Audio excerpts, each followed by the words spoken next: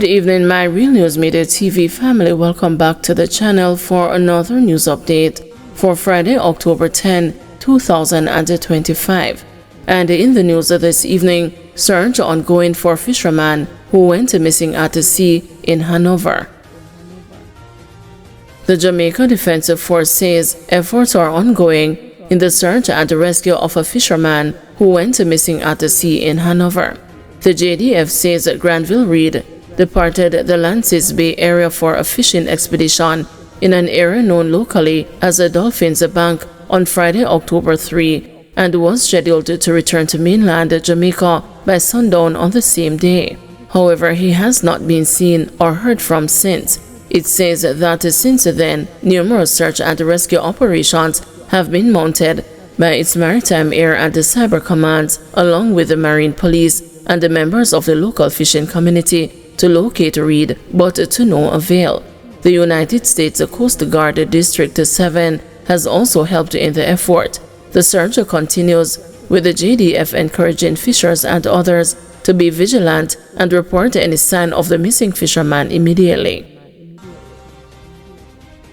Fisherman reportedly drowns, 16 others rescued off Jamaican coast after boat catches fire. A group of Jamaican and Dominican fishermen were on Friday rescued at the sea off Portland Point in Clarendon by the Jamaica Defensive Force after their boat caught fire and they had to abandon it. The JDF, in a release on Friday, said another crew member has been reported missing and is thought to have drowned. The JDF said the crew, which consisted of 8 Jamaicans and 9 Dominicans, departed from Harborview for the Petrobanks, which is located in waters off Clarendon. The JDF stated that at approximately 11:53 a.m., its HMJS Norman Manley Coast Guard vessel spotted a boat on fire approximately 40 nautical miles south of Portland Point. The Coast Guard vessel was immediately rigged as a fireboat and began to extinguish the fire. While simultaneously fighting the fire, the JDF said HMJS Norman Manley launched its small boat to search the vicinity for survivors, and the 16 persons were discovered on 3 small canoes. The JDF said the rescue persons were taken on board the offshore patrol vessel, where they were hydrated and taken to the mainland for further medical attention. An appeal has been made for the public and the mariners on the south coast to remain vigilant for any signs of the missing crew member and report any sightings immediately. Members of the public are encouraged to contact the JRCC Kingston in the event of any search and rescue case. The JRCC Kingston is a 24-hour maritime and aeronautical search and rescue center that can be contacted via telephone at 876-976-8193 or 876-836-1216. Indicom warns the police against the tampering with CCTV systems. The Independent Commission of Investigations has raised concerns over reports that some members of the Jamaica Constabulary Force are removing, destroying or tampering with private and public CCTV cameras during police operations, a practice the oversight body says is unacceptable and must be stopped. Indicom is calling on the Office of the Police Commissioner to issue a clear directive prohibiting such actions with firm consequences for officers who fail to comply. Speaking to the news yesterday, Indicom Assistant Commissioner Hamish Campbell confirmed that the agency had seen multiple instances of officers interfering with surveillance equipment. We have seen it enough to recognize that it is a trend, Campbell said, noting that in at least one case, video footage showed an officer dislodging a camera. There are 1 or 2 cases where we actually see an officer, whether identified or not, because sometimes they have their faces covered. We can see somebody dislodging or moving it, he said. Campbell also revealed that property owners whose cameras were removed by police have submitted statements to Indicom confirming the installations. Some of these individuals reported that their surveillance devices were later found discarded in gullies or near their premises. Indicom formally reported these incidents to the police commissioner last week. According to Campbell, the issue has been more noticeable since a police shooting on Windward Road in Kingston last November was caught on CCTV. Since then, there has been a rise in reports of police interfering with the surveillance cameras during operations. In addition to addressing the CCTV issue, Indicom has made several other recommendations to improve police accountability and the procedure.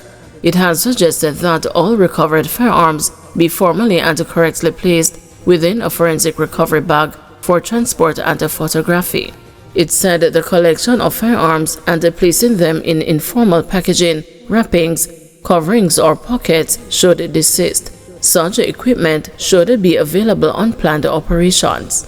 At the same time, the oversight body is advising that consideration be given for justices of the peace to affix the time of their authorizations in addition to the date on a search warrant. It said all warrants should be legible to identify the JP authorizing the document. Further, Indicom is urging JPs to ensure that all search warrants authorized by them are applied for under the correct legislation. Prime Minister should consider removing Tufton from health portfolio, says JAMP.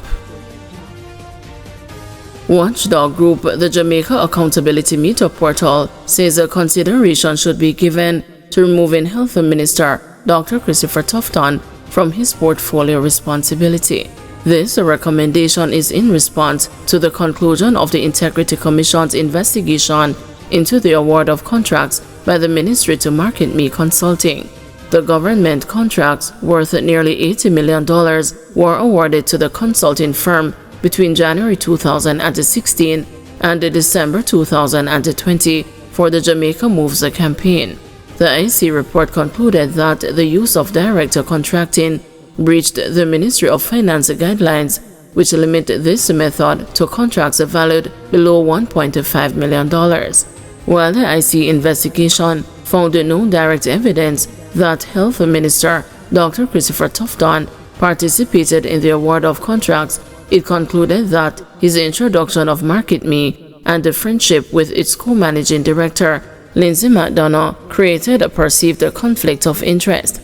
It has recommended that the findings related to Dr. Tufton's conflict of interest be referred to the Speaker of the House of Representatives and that the Permanent Secretary should determine whether the government suffered any financial loss. Executive Director of Jamaica Accountability Meter Portal, Jeanette Calder, speaking with the news, said the previous ministers were removed for similar breaches. I think we ought to remember some of the precedents that has been set and draw on it. It doesn't have to be a crime or a felony. At the level of a minister, we saw Andrew Wheatley removed. We saw J.C. Hutchinson removed. This is an administrative sanction that is within the purview of the Prime Minister, who says, I have read this report. Are you saying the health minister should be removed? Dion, we haven't finished going through everything, and I think it is a serious consideration, yes.